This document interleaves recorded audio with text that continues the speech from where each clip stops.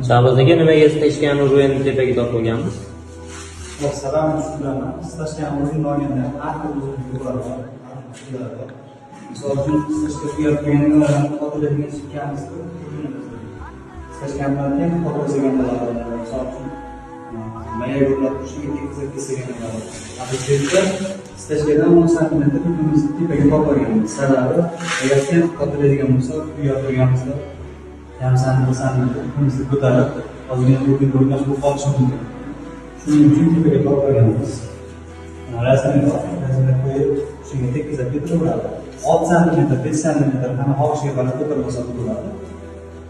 10 cm ko'tarish sababi mana andalarga tegib tekizlaganda tegib qarashlik uchun 10 cm ko'tarib olganmiz. Keyin bu o'rinni olishda ham uyda bitta burchagiga lazerlar olib olinadi. Keyin oson ishimiz tezlashadi. Bu tomonga bitta, bu tomonga bir qator tortib, shuni o'rtaga tortamiz, shu ipni tushirib tekizlab ketaveradi. Video foydali bo'lgan bo'lsa, like bosib qo'yasizlar.